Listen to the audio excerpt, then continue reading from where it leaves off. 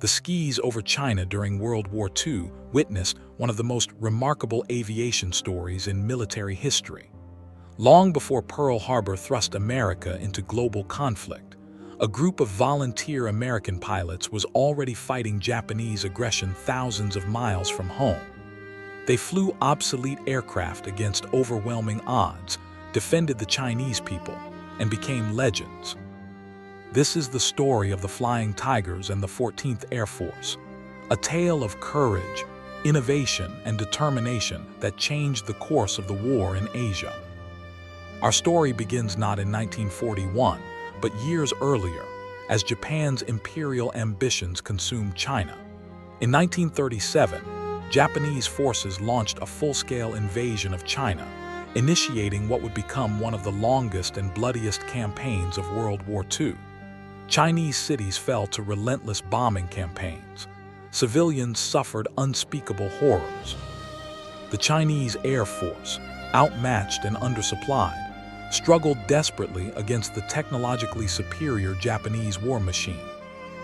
Into this desperate situation stepped a controversial and brilliant American aviator named Claire Lee Chennault, a former U.S. Army Air Corps captain who had been forced into retirement due to deafness and his outspoken tactical theories.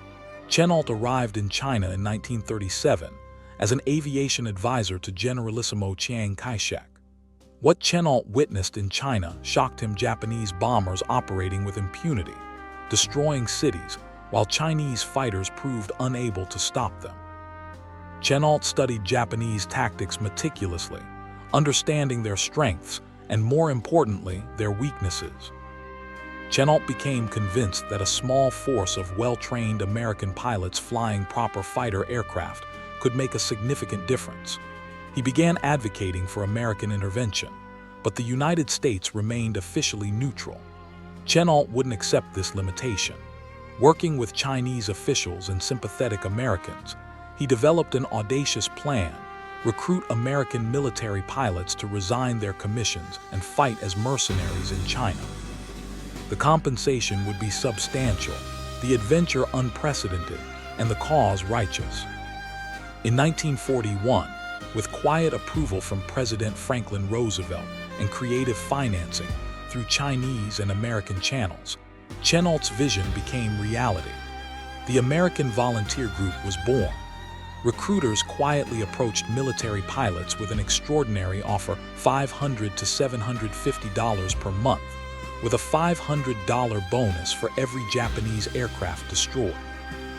For young aviators earning less than $300 monthly in military service, this represented fortune and adventure combined. 100 American pilots and 200 ground crew personnel answered the call. These weren't desperate men seeking escape. They were experienced military aviators from the Army, Navy, and Marines, willing to risk everything for pay, patriotism, or the pure thrill of combat. They sailed from San Francisco to Burma in summer 1941, officially listed as acrobats, students, and tourists. Their destination was Taungoo, Burma, where Chennault would transform them into his Air Force.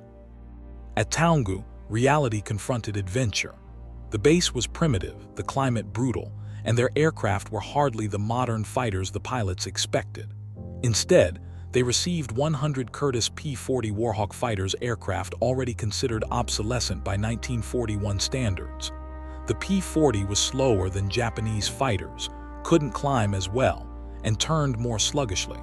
Most pilots' initial reaction was profound disappointment. But Chennault understood something others didn't: tactics could overcome technical limitations. He had studied Japanese fighters extensively, particularly the nimble Mitsubishi A6M0. The Zero could outturn and outclimb the P-40 at nearly any altitude, but it had critical weaknesses.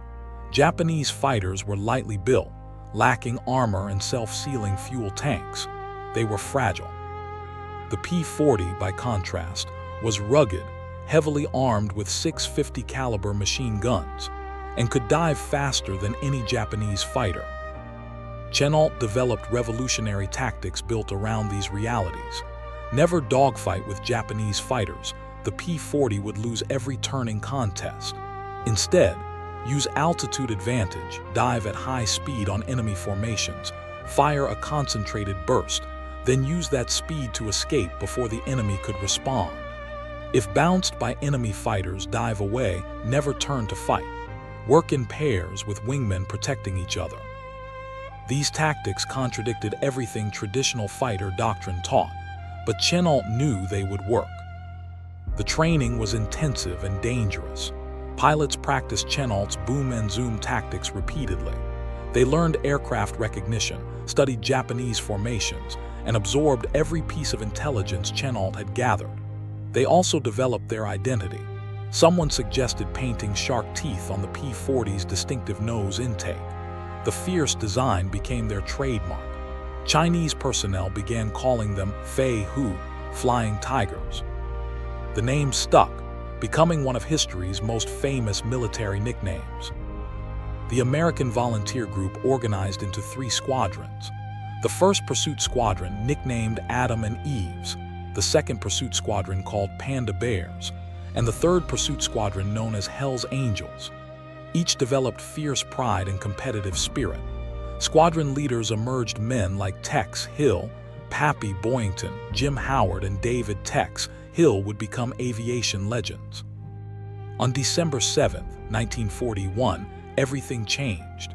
Japan's attack on Pearl Harbor transformed America's unofficial support of China into open warfare. The Flying Tigers were no longer mercenaries fighting someone else's war. They were American warriors on the front lines of a global conflict. Their first combat came just days later. On December 20, 1941, Japanese bombers approached Kunming, China, expecting the easy mission they'd flown countless times before. Instead, they encountered the Flying Tigers. Chennault's warning net, a network of Chinese spotters with radios scattered across the countryside, gave advance notice. The P-40s were waiting at altitude when the Japanese arrived. The Flying Tigers dove, struck with devastating effect, and disengaged before the shocked Japanese could respond. The results stunned everyone. Multiple Japanese aircraft destroyed with minimal American losses. The pattern repeated across the following weeks. Japanese raids met fierce resistance from the shark-nosed P-40s. Chennault's tactics proved devastatingly effective. The Flying Tigers' kill ratio became extraordinary. By some accounts, they destroyed nearly 300 Japanese aircraft while losing fewer than a dozen P-40s in air combat. Whether these numbers were precisely accurate remains debated. But the strategic impact was undeniable. Japanese air superiority over China had ended. The Flying Tigers became instant celebrities. American newspapers, desperate for good news after Pearl Harbor's disaster, seized on their exploits. The shark-mouthed P-40s became iconic images of American defiance. Chennault's volunteers were portrayed as fearless adventurers fighting overwhelming odds. The reality was more complex. They were skilled professionals executing superior tactics, but the legend took on a life of its own. Life for the Flying Tigers was far from glamorous Hollywood portrayals. They operated from primitive airfields carved from rice paddies. Spare parts were nearly non-existent, forcing ground crews to cannibalize damaged aircraft to keep others flying. Disease was constant. Malaria, dysentery, and various tropical ailments afflicted nearly everyone. The climate was merciless, scorching heat, torrential monsoons, and crushing humidity. Supply lines were tenuous, requiring everything to be flown over the hump, the treacherous Himalayan air route from India. Japanese bombing raids targeted their bases constantly. The warning net usually provided advance notice, but not always. Ground crews worked frantically to disperse aircraft before raids, then repair damage afterward. Maintenance was performed under impossible conditions with inadequate tools and parts. That any P-40s remained operational testified to the ground crew's skill and determination. Combat extracted its toll. Despite their favorable kill ratio, Flying Tigers died. Some fell to lucky Japanese shots. Others encountered mechanical failures over hostile territory. A few simply vanished, their fates unknown. Each loss hit the small group hard. They weren't anonymous soldiers in vast armies, but close-knit comrades who knew each other intimately. The psychological strain was immense. Unlike bomber crews who rotated home after completing mission quotas, the Flying Tigers had no rotation, no end date, no relief. They fought until killed, wounded, or too sick to continue. Some cracked under the pressure. Others found strength in their brotherhood and belief in their mission. By spring 1942, the strategic situation deteriorated dramatically. Japanese forces conquered Burma, cutting the Burma Road, China's last land supply route. Everything now had to fly over the hump, one of history's most dangerous air routes. Pilots navigated through mountain peaks reaching over 20,000 feet, facing extreme weather, mechanical failures, and Japanese fighters. Hundreds of aircraft and crews would be lost flying the hump during the war. The Flying Tigers fought a desperate defensive campaign as Burma fell. They struck Japanese columns, attacked airfields, and tried supporting overwhelmed Allied ground forces. The effort was futile. Japanese numerical superiority was overwhelming. The Flying Tigers conducted a fighting retreat, evacuating from Burma back to Chinese bases. On July 4, 1942, the American Volunteer Group officially disbanded. The U.S. Army Air Forces wanted these pilots back in uniform, fighting as regular military rather than civilian volunteers. Most Flying Tigers, exhausted and having fulfilled their contracts, chose to go home. Only 5 pilots agreed to remain and join the new organization replacing the AVG. That organization was the China Air Task Force, which would soon expand into the 14th Air Force. Claire Chennault received a general's commission and command of this new force. The Flying Tigers were gone, but their legacy and mission continued under official military authority. The 14th Air Force faced monumental challenges. China was isolated, supplied only by hazardous flights over the hump. Japanese forces controlled China's coast and most strategic areas. Chennault's command received low priority for aircraft, supplies, and personnel. The European theater and Pacific island hopping campaigns consumed most American resources. Everything the 14th Air Force accomplished would be done with minimal support against overwhelming odds. Chennault built his Air Force around the same principles that made the Flying Tigers successful. Maximize enemy losses while minimizing your own through superior tactics and intelligence. Use the warning net to achieve surprise and choose when to fight.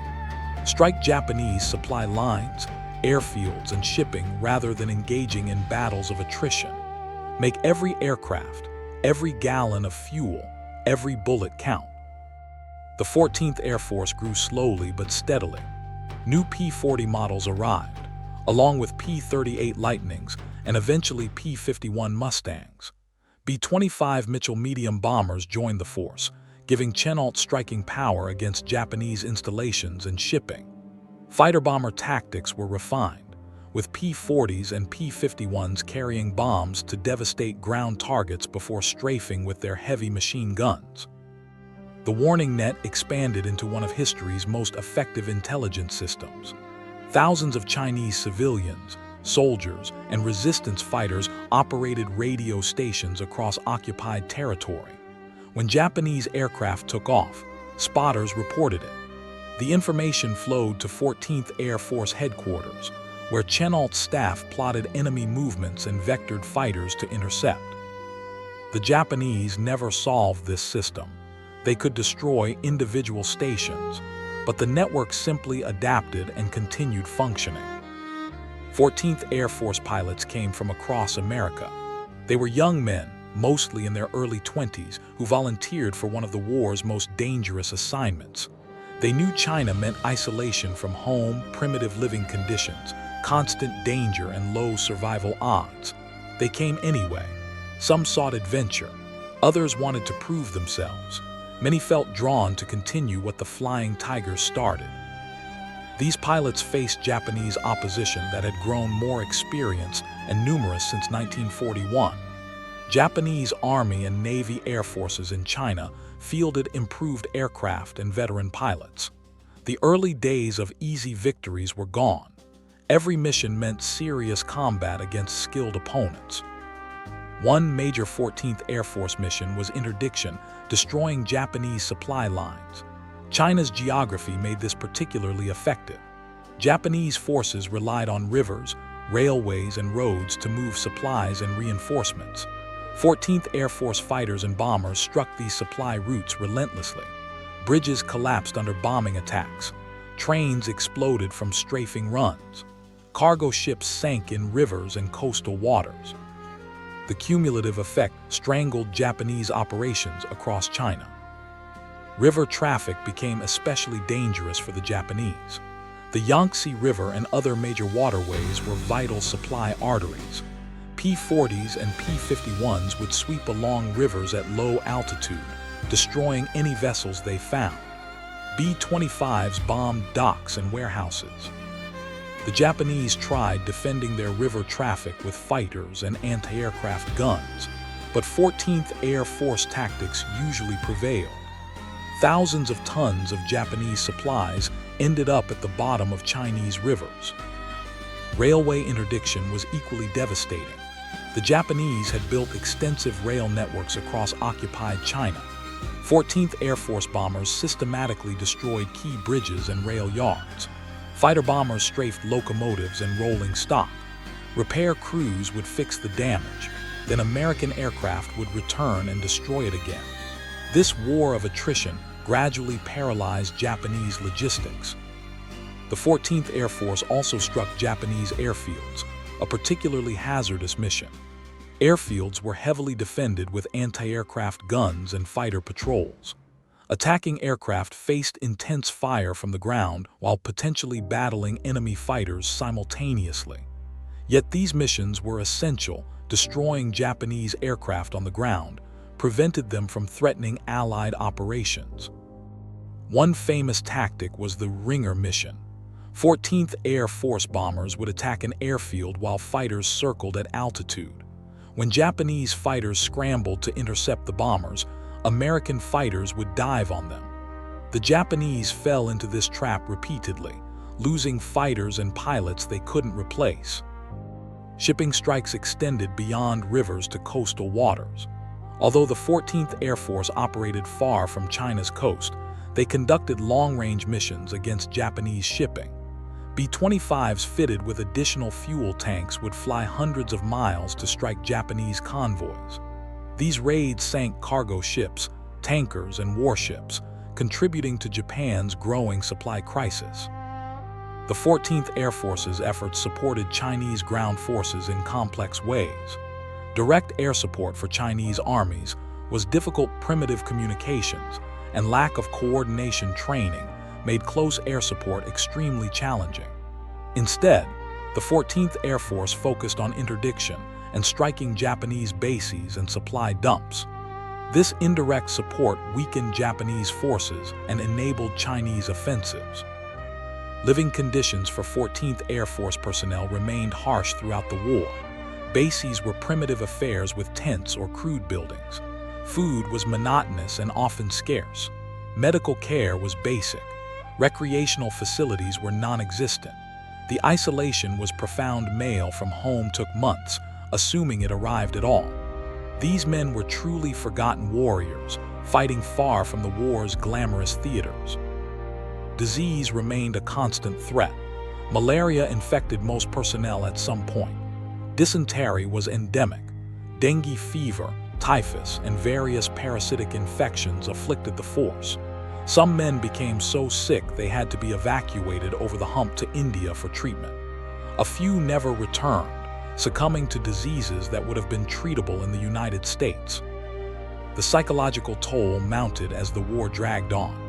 Unlike European theater pilots who could hope for completion of their tour and rotation home, 14th Air Force personnel had no such expectation. You fought until wounded, killed, or the war ended. The stress of endless combat with no finish line drove some to breakdown. Others developed fatalistic attitudes, assuming they wouldn't survive and living recklessly between missions. Yet morale generally remained high. The 14th Air Force developed fierce pride in their accomplishments. They knew they were achieving remarkable results with minimal resources.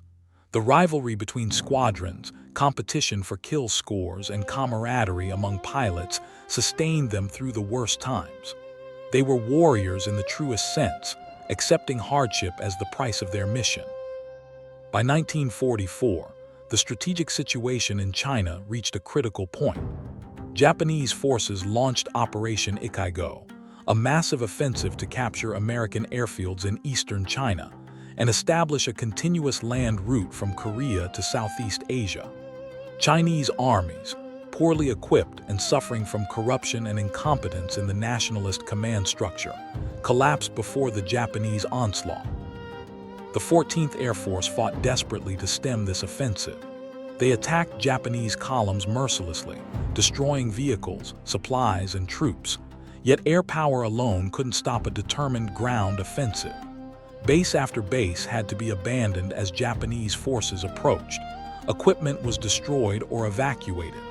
Months of work building up bases vanished in days. This period proved one of the 14th Air Force's darkest moments. They watched the situation they'd fought years to maintain crumble. Eastern China's airfields, positioned to strike Japanese supply lines and eventually Japan itself, fell into enemy hands. The strategic vision of using China as a base for bombing Japan became increasingly unrealistic. The 14th Air Force adapted. They established new bases in western China, beyond Japanese reach. They intensified attacks on Japanese logistics, making the enemy's extended supply lines increasingly untenable. Most importantly, they continued inflicting losses the Japanese could not replace. By 1944, Japan's pilot training program was collapsing. Experienced pilots were killed faster than replacements could be trained. The 14th Air Force was winning the attrition battle. American submarines and carrier aircraft were simultaneously destroying Japanese merchant shipping across the Pacific. The 14th Air Force's attacks on shipping in Chinese waters complemented this broader campaign. Japan's economy depended on resources from conquered territories: oil from the Dutch East Indies, rice from Southeast Asia, coal and iron from China and Manchuria. Sinking the ships carrying these resources strangled Japan's war machine. The 14th Air Force also gathered crucial intelligence. Photo reconnaissance missions documented Japanese dispositions, identified targets, and assessed bombing damage. This intelligence fed into the broader Allied intelligence picture, contributing to strategic planning across the Pacific theater. Additionally, 14th Air Force pilots rescued downed Allied airmen from across China. The bond between American aviators and Chinese civilians, who risked their lives hiding and evacuating down pilots, became legendary. Thousands of Chinese civilians were executed by the Japanese for helping American airmen, a sacrifice that deeply moved those they saved. As 1945 dawned, the strategic situation shifted dramatically. American forces were approaching Japan from the Pacific. The Philippines had been liberated. Iwo Jima and Okinawa would soon fall, providing bases for bombing Japan directly. China's strategic importance as a bombing platform diminished, but the 14th Air Force's mission remained vital: tie down Japanese forces, destroy their supplies, and prevent reinforcement of desperate defensive positions elsewhere. The 14th Air Force received better aircraft as the war progressed. P-51 Mustangs replaced aging P-40s.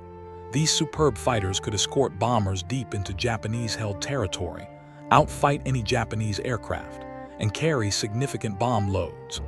B-25 Mitchells were supplemented by B-24 Liberators for long-range strikes. The force that had begun with obsolescent P-40s now operated some of the war's finest aircraft. Japanese air opposition weakened noticeably by early 1945. Experienced pilots were nearly extinct, replaced by poorly trained novices who fell easy prey to veteran American pilots. Japanese aircraft quality had declined, poorly manufactured with inferior materials. They were shadows of earlier models. Fuel shortages grounded many Japanese aircraft. The 14th Air Force increasingly operated with near impunity. Yet dangers remained. Japanese anti-aircraft defenses remained lethal. Mechanical failures over hostile territory were still death sentences.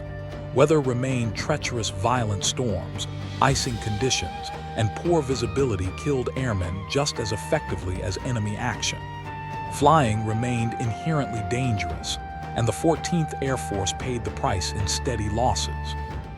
The final months of war saw the 14th Air Force systematically destroying remaining Japanese targets across China.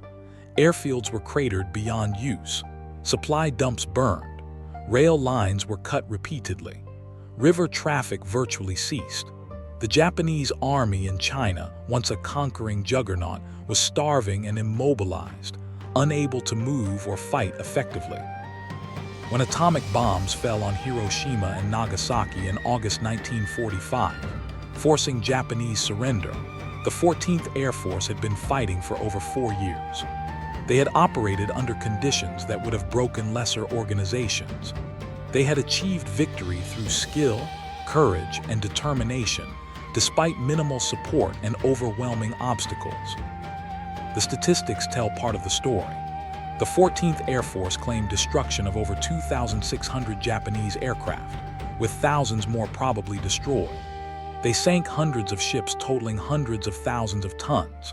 They destroyed countless vehicles, locomotives, bridges, and facilities. They killed thousands of Japanese soldiers. The exact numbers are debatable and probably exaggerated, as all wartime claims tend to be, but the strategic impact was undeniable. More importantly, the 14th Air Force demonstrated that innovative tactics, superior training, and effective intelligence could overcome numerical and sometimes technical inferiority. Chennault's theories about fighter combat, controversial when he proposed them in the 1930s, proved correct.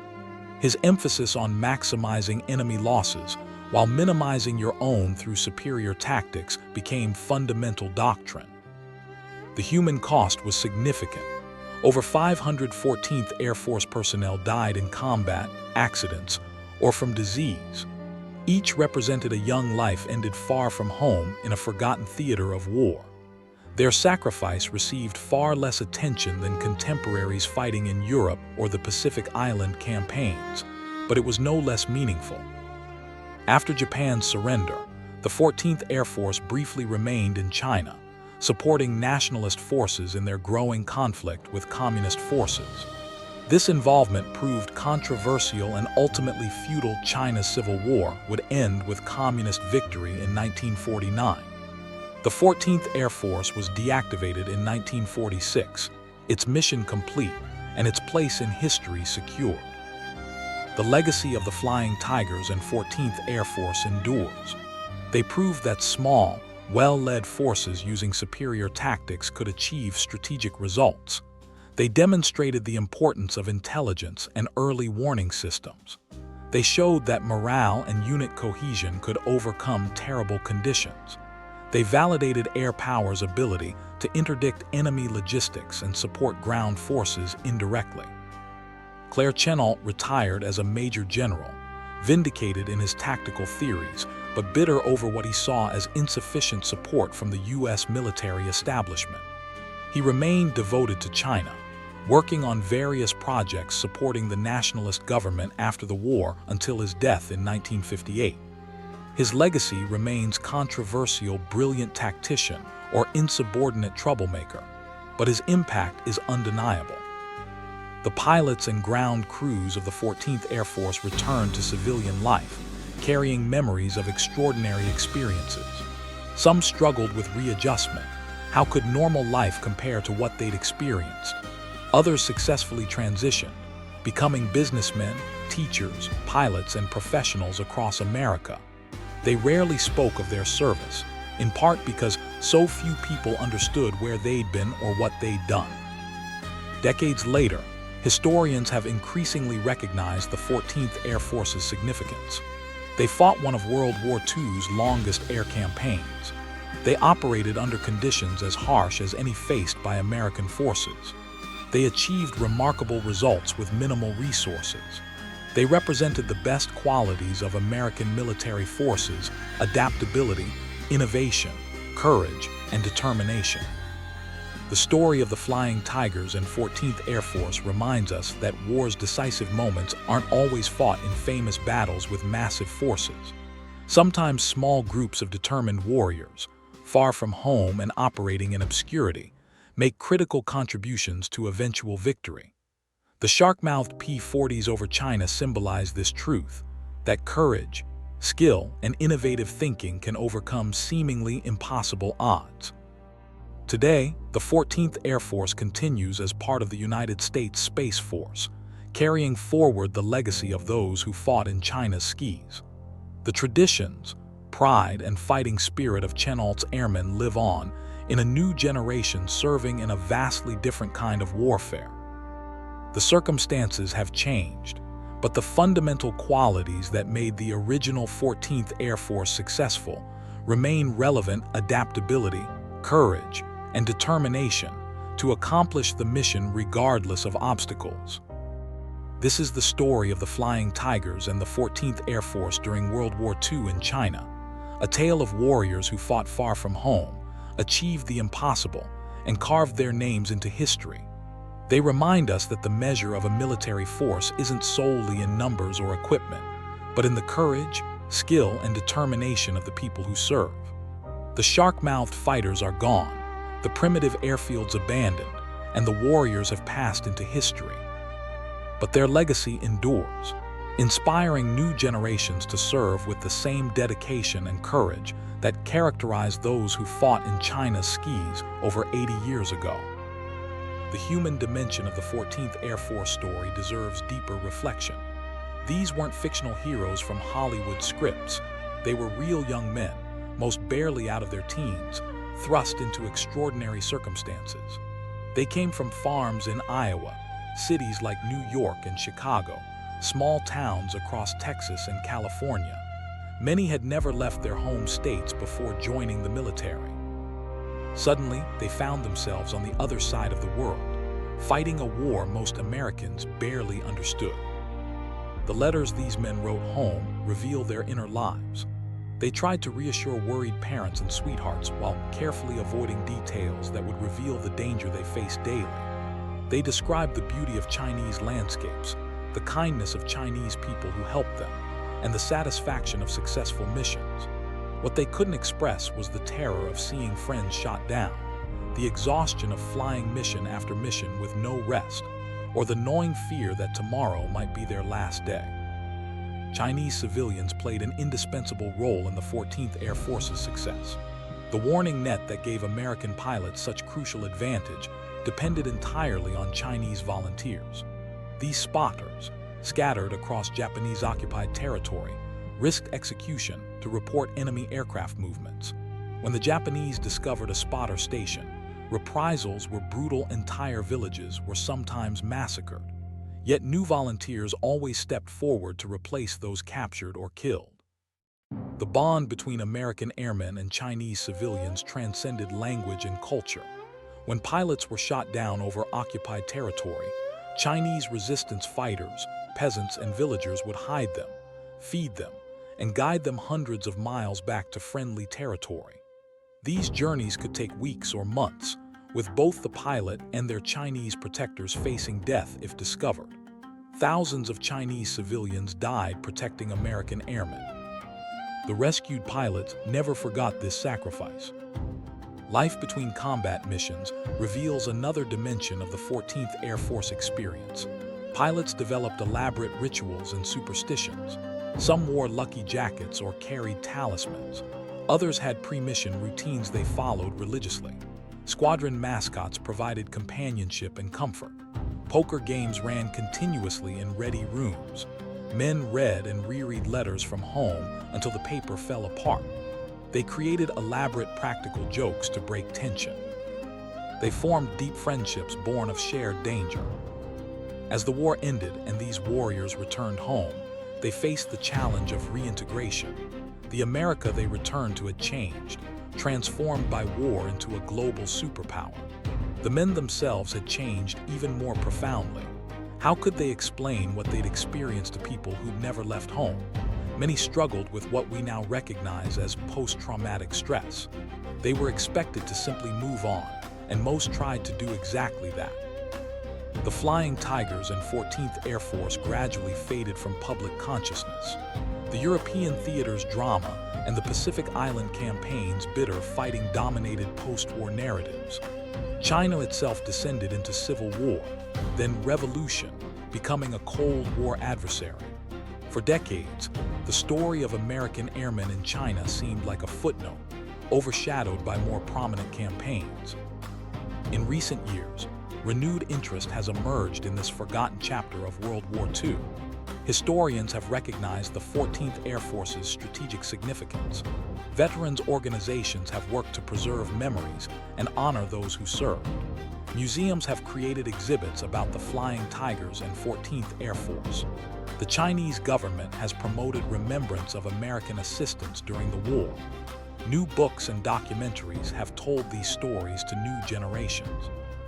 The lessons of the Flying Tigers and 14th Air Force remain relevant today.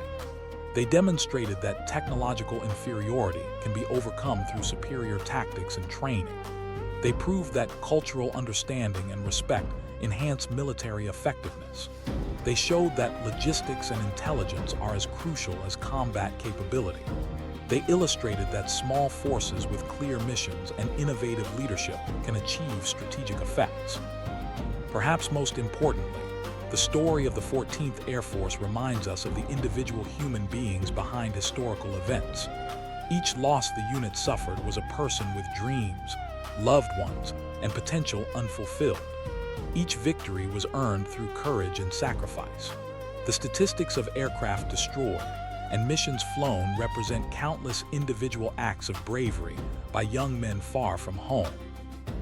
They deserve to be remembered not as abstractions, but as real people who gave everything for a cause they believed in.